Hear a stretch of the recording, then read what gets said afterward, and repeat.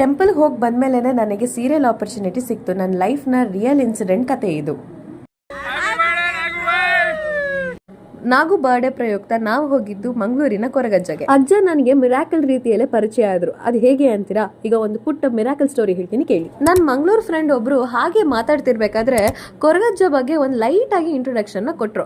ನಾನ್ ಕೇಳಿ ಸುಮ್ಮನಾದೆ, ಜಾಸ್ತಿ ಡ್ರ್ಯಾಗ್ ಮಾಡಕ್ ಹೋಗ್ಲಿಲ್ಲ. ಬಟ್ ನೀವು ನಂಬ್ದಿರೋ ಬಿಡ್ತಿರೋ ಅನ್ಎಕ್ಸ್ಪೆಕ್ಟೆಡ್ಲಿ ನೆಕ್ಸ್ಟ್ ಡೇ ನನಗೆ ಇನ್ಸ್ಟಾಗ್ರಾಮ್ಗಳಲ್ಲಿ, ಆಟೋಗಳ ಮೇಲೆ, ಬಸ್ಗಳ ಮೇಲೆ ಬರೀ ಕೊರಗಜ್ಜ ಹೆಸರೇ ಕಾಣಿಸ್ತಾ ಇತ್ತು. ಯಾಕೋ ಮನ್ಸು ಒಂದ್ಸರಿ ಹೋಗ್ಬೇಕು ಅಂತ ಅನಿಸ್ತು. ನಾನು ಇದು ನಮ್ಮ ಟೀಮ್ ಅವ್ರ ಹತ್ರ ಹೇಳಿದ್ದಕ್ಕೆ ಅವ್ರು ಓಕೆ ಹೇಳಿದ್ರು. ಹೇಳಿ 2 ಡೇಸ್ಗೆನೆ ಹೋಗೋ ಎಲ್ಲಾ ಅರೇಂಜ್ಮೆಂಟ್ ಗಳು ನಡೆದೋಯ್ತು. ನಾನು ಇಡೀ ಲೈಫ್ ಅಲ್ಲಿ ಇಷ್ಟು ಬೇಗ ಪ್ಲಾನಿಂಗ್ ನಾನು ಯಾವತ್ತೂ ಮಾಡಿಲ್ಲ.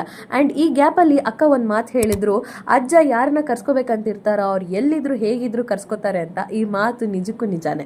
ನಾವು ಗೂಗಲ್ ಅಲ್ಲಿ ಚೆಕ್ ಮಾಡಿದಾಗ ನಮಗ್ ಸಿಕ್ಕಿದ್ದು ಕುತ್ತಾರ ಹತ್ರ ಇರುವ ಆದಿ ಸ್ಥಳ. ಸೊ ನಾವ್ ಅಲ್ಲಿಗೆ ಹೋದ್ವಿ. ನಂಗೆ ಅಲ್ಲಿ ಹೋದ್ಮೇಲೆ ಇದ್ದಿದ್ದು ಶಾಕ್ ಆಯ್ತು. ಅಲ್ಲಿ ಯಾವ್ದೇ ತರ ಗೋಪುರ ಇಲ್ಲ, ಮತ್ತೆ ಶಿಲೆ ಇಲ್ಲ, ಓಪನ್ ಪ್ಲೇಸ್ ಅಲ್ಲಿ ಪೂಜೆ ಮಾಡ್ತಾರೆ. ಅಂಡ್ ಪ್ರಸಾದ ರೀತಿಯಲ್ಲಿ ಎಣ್ಣೆ, ಚಕುಲಿ, ಬೀಡ ಕೊಡ್ತಾರೆ ಅಂತ ಗೊತ್ತಾಯ್ತು. ನಾವು ಹಾಗೆ ದೇವರಿಗೆಲ್ಲ ಅರ್ಪಿಸಿ ವಾಪಸ್ ಬಂದ್ವಿ. ಬಂದ ಮೇಲೆ ನೀವು ನಂಬಲ್ಲ, ಐ ಸ್ವೇರ್ ನನಗೆ ಸೀರಿಯಲ್ಗೆ ಒಂದು ಆಪರ್ಚುನಿಟಿ ಸಿಕ್ತು. ಬರೀ ಇದೊಂದೇ ಅಲ್ಲ, ಎಷ್ಟೊಂದು ಅವಕಾಶಗಳು ನನ್ನ ಹುಡ್ಕೊಂಡ್ ಬಂತು. ಅದನ್ನೆಲ್ಲ ಹೇಳ್ಬಾರ್ದು ಅಂತಾರೆ, ಸೊ ನಾನು ಹೇಳಲ್ಲ. ಹೋಗ್ ಬಂದ್ಮೇಲೆ ನನ್ನ ಲೈಫಲ್ಲಿ ಎಷ್ಟೋ ಬದಲಾವಣೆಗಳು ಕೂಡ ಆಯ್ತು.